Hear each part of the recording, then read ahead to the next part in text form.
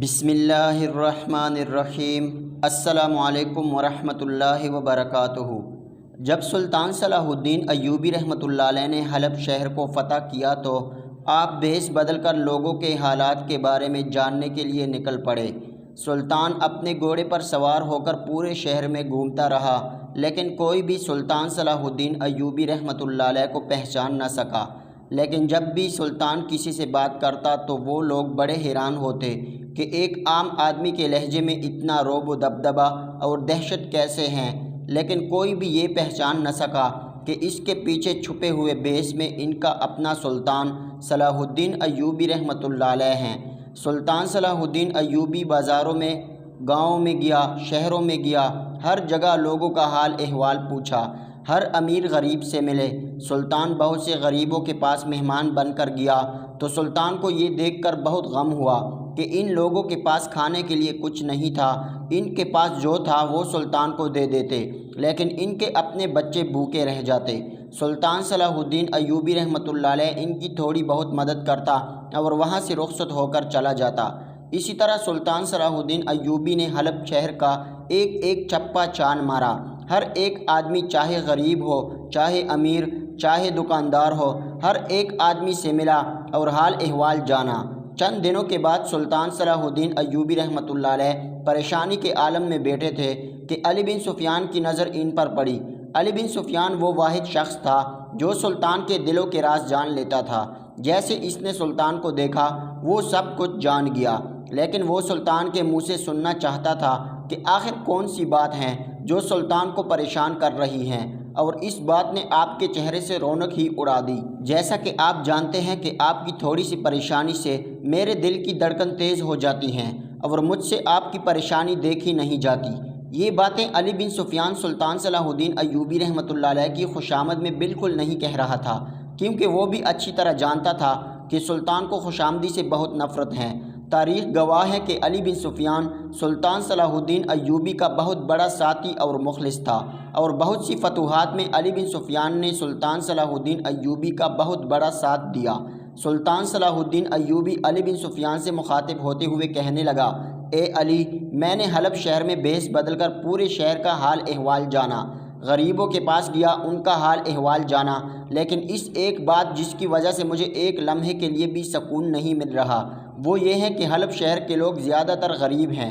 وہ بہت محنتی ہیں، ایماندار اور مخلص ہیں، لیکن ان کے پاس اتنے وسائل نہیں ہیں کہ وہ 2 وقت کی اچھی طرح روٹی کھا سکے، اور میں چاہتا ہوں کہ ان کے لیے کچھ خاص کیا جائے۔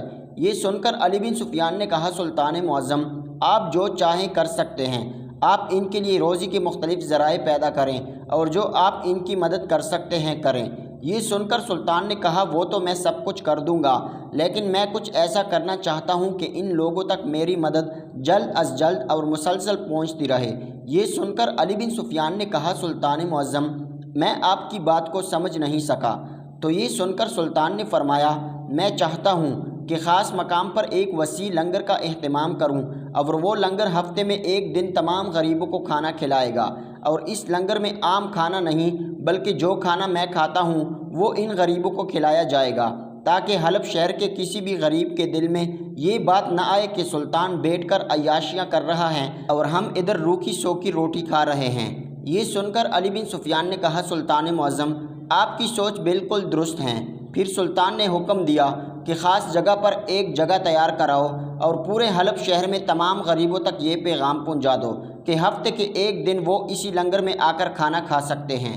علی بن سفیان نے حکم کی تعمیل کی اور کھانے والی جگہ کا اہتمام کیا، اور کھانے کا بھی یہ اہتمام کیا گیا، اور لوگوں تک یہ پیغام پہنچایا گیا کہ سلطان کے بھیجے ہوئے سواری کے جانور غریبوں کو لے کر آتے، اور ہفتے کے ایک دن وہ اس لنگر خانے میں کھانا کھاتے اور سلطان کو دعائیں دیتے اور چلے جاتے۔ وقت گزرتا رہا اور سلطان صلاح الدین ایوبی اب بڑا خوش تھا کہ میرے شہر کے لوگ وہ کھانا کھا لیتے ہیں جو ایک سلطان کھاتا ہے۔ لیکن چند دن گزرنے کے بعد علی بن سفیان نے سلطان صلاح الدین ایوبی رحمۃ اللہ علیہ کو خبر دی کہ سلطان معظم، پچھلے ہفتے جب لنگر کا اہتمام کیا گیا، لنگر کے اختتام پر ایک کسان کی بیوی غائب ہو گئی، لیکن ہم نے اسے شاید حادثہ سمجھا اور میں نے اپنے سپاہیوں کو ان کی تلاش میں لگا دیا۔ لیکن آج جب دوسرے ہفتے لنگر کا اہتمام کیا گیا تو پھر حیرانی کی بات یہ ہوئی کہ ایک لوہار کی بیوی اس لنگر خانے میں غائب ہو گئی۔ یہ سن کر سلطان صلاح الدین ایوبی نے علی بن سفیان کو کہا کہ کل لنگر کا اہتمام کرو اور تمام غریبوں کو دعوت دو اور اپنے سپاہی دگنے کر دو، اور اس بات کی تلاش کرو کہ آخر وہ عورتیں کہاں غائب ہو جاتی ہیں، اس کے پیچھے کیا راز ہیں۔ سلطان کے حکم کی تعمیل کی گئی اور لنگر کا اہتمام کیا گیا۔ سلطان کے بھیجے ہوئے تانگے اور سواری کے جانور غریبوں کو لے کر لنگر کی جگہ پر پہنچے۔ کھانے کا اہتمام ہو گیا تھا، تمام لوگوں نے کھانا کھایا، لیکن جیسے ہی شام ہوئی تو پھر ایک کمار سر پیٹنے لگ گیا کہ میری بیوی غائب ہو گئی ہے۔ یہ سن کر سلطان صلاح الدین ایوبی بڑا حیران و پریشان ہوا کہ آخر ایسا کیا ماجرا ہے، لیکن سلطان سمجھ چکا تھا کہ میرے اس کام کی وجہ سے لوگوں کے دلوں میں اور خودداری اور اپنے شہر کے لیے محبت پیدا ہو رہی تھی، اس لیے اب دشمن کو یہ بات پسند نہیں آئی اور وہ پھر سے کوئی گھٹیا حرکت کرنے کی کوشش کر رہا ہے۔ سلطان نے کمار سے وعدہ کیا کہ کل تک تیری زوجہ مل جائے گی۔ اگلے دن پھر لنگر کا اہتمام کیا گیا اور اب سلطان سوچ رہا تھا کہ آخر وہ عورتیں کہاں جا رہی ہیں، اتنے سپاہیوں کے باوجود یہ سب کیسے ممکن ہے۔ تھوڑی دیر سوچنے کے بعد سلطان صلاح الدین نے بیس بدلا اور ایک سپاہی کے بیس میں لنگر خانے کے دروازے پر کھڑا ہو گیا۔ سلطان صلاح الدین ایوبی کی نظر چیل سے زیادہ تیز تھی۔ سلطان لنگر خانے کے دروازے پر سپاہیوں کے ساتھ کھڑا ہو گیا اور لوگوں پر نظر جما لی، جس طرح شاہین اپنے شکار کو دیکھتا ہے۔ تھوڑی دیر گزری تو ایک عورت لنگر خانے کے اندر گزری، جس کے چلنے کا انداز اور اس کی آنکھیں بالکل مشکوک لگ رہی تھی، لیکن اس کو کوئی عام آدمی نہیں پہچان سکتا تھا۔ لیکن سلطان صلاح الدین ایوبی نے اس کو پہچان لیا، لیکن ابھی تک سلطان چاہتا تھا کہ اس کو رنگے ہاتھوں پکڑا جائے۔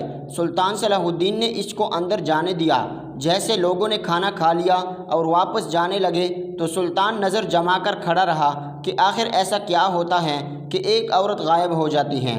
تھوڑی ہی دیر گزری تھی کہ وہی عورت بھیس بدل کر عورت ایک تھیلے میں کوئی چیز کپڑے کے نیچے رکھ کر جا رہی تھی۔ سلطان صلاح الدین ایوبی رحمۃ اللہ علیہ نے اس عورت سے پوچھا کہ اس تھیلے میں کیا ہے اور تم یہاں کیا کرنے آئی تھی؟ تو اس عورت نے سلطان کو ایک عام سپاہی سمجھتے ہوئے کہا، یہ میری بوڑھی ماں ہے اور میں اس کو اس عظیم لنگر خانے میں کھانا کھلانے لائی تھی۔ یہ سن کر سلطان سمجھ گیا کہ یہ کوئی بوڑھی عورت اس تھیلے میں نہیں، یہ کسی غریب کسان یا کمہار کی بیوی ہوگی اور وہ خواتین اس کو چالاکی کے ساتھ لے جا رہی تھی۔ تھوڑی دیر گزری، سلطان صلاح الدین ایوبی نے اس عورت کا پیچھا کرنا شروع کر دیا۔ سپاہی اس وقت اس عورت کی تلاشی لینے لگے تھے، لیکن سلطان نے منع کر دیا۔ سلطان نے اس کا پیچھا کیا اور وہ عورت ایک سنسان جگہ میں چلی گئی اور سلطان بھی اس کا پیچھا کرتے کرتے چلا گیا۔ وہ عورت ایک جنگل میں جا پہنچی اور ایک غار میں گھس گئی۔ سلطان نے اپنی تلوار نیام سے نکالی اور اس غار میں چلا گیا۔ جیسے سلطان غار میں گیا تو دیکھا کہ پہلے سے وہاں 3 عورتیں رسی سے بندھی ہوئی تھیں اور وہ چوتھی عورت کو جو بے ہوش تھی وہ عورت تھیلے سے نکال رہی تھی۔ سلطان صلاح الدین ایوبی نے اس عورت کی گردن پر تلوار رکھی اور پوچھا کہ یہ تم کیا کر رہی ہو؟ تم گاؤں کی عورتوں کو اغوا کیوں کر رہی ہو؟ اس خاتون نے کہا، تم کون ہو اور تم یہاں کیسے آئے ہو؟ ابھی وہ خاتون سلطان سے ڈرے ہوئے لہجے میں پوچھ رہی تھی کہ ادھر بندھی ہوئی 2 عورتوں کے منہ سے نکل گیا، اے ہمارے سلطان، ہم آپ کو دیکھنے کے لیے ترس گئی تھی، ہمیں آپ سے یہ امید تھی کہ ایک نہ ایک دن آپ ہی ہمیں بچانے آئیں گے۔ جب اس خاتون نے سنا کہ یہ سلطان صلاح الدین ایوبی ہیں تو اس کے ہاتھ کانپنے لگے اور وہ سلطان کی تلوار کو دیکھ کر وہ خاتون سلطان کے سامنے ہاتھ باندھے کھڑی ہو گئی اور کہا، سلطان معظم، میں سب کچھ سچ سچ بتاتی ہوں، آپ میری جان بخش دیجئے۔ سلطان نے جان بخشی کے وعدے پر اس سے ساری کی ساری باتیں پوچھی تو اس نے بتایا کہ آپ کے دشمن جب سے آپ نے یہ شہر فتح کیا وہ اسی طاق میں تھے کہ کسی طرح آپ کو کمزور کیا جائے اور وہ دوبارہ سے حلب شہر پر فتح کر سکیں، لیکن دن بدن اس شہر کے لوگ پہلے سے زیادہ خوددار اور حب الوطن اور آپ کے گیت گا رہے تھے۔ یہ بات آپ کے دشمن کو پسند نہیں آئی اور اس لیے اس نے یہ کام انجام دیا تھا تاکہ لوگوں کے دلوں میں خوف بیٹھ جائے اور اس واقعے سے سلطان کی بے حد بدنامی ہوگی اور حلب شہر کے لوگوں کا سلطان صلاح الدین ایوبی رحمۃ اللہ علیہ پر سے اعتبار اٹھ جائے گا اور دشمن اس شہر کو دوبارہ فتح کر لے گا۔ یہ سن کر سلطان صلاح الدین ایوبی نے اپنی تلوار ہوا میں لہراتے ہوئے اور نعرہ بلند کرتے ہوئے کہا کہ جب تک سلطان کے جسم میں آخری سانس بھی ہیں، میرے دشمن فتح کیے گئے ایک بھی قلعے کو ہاتھ بھی نہیں لگا سکتے۔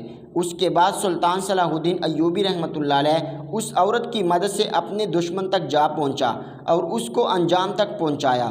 یورپی مورخ لین پال لکھتا ہے کہ عقل مند ہونا الگ بات ہے اور بہادر ہونا ایک اور نعمت ہے، لیکن جب عقل مندی، حکمت عملی اور دلیری مل جائے تو وہ سوائے سلطان صلاح الدین ایوبی رحمۃ اللہ علیہ کے کسی دوسرے انسان کو نہیں جچتی، کیونکہ ان تینوں چیزوں کی جیتی جاگتی مثال جو دنیا نے اپنی آنکھوں سے دیکھی اور تاریخ کے پنے چیخ چیخ کر اس بات کی گواہی دیتے ہیں کہ اللہ تعالیٰ نے اس کائنات میں سلطان صلاح الدین ایوبی جیسا اور کوئی نہیں بنایا کہ جس نے حضرت عمر فاروق رضی اللہ تعالیٰ عنہ کے بعد بیت المقدس کو فتح کیا۔ آپ سے گزارش ہے کہ ہمارے چینل کو لائک، شیئر اور سبسکرائب کیجیے۔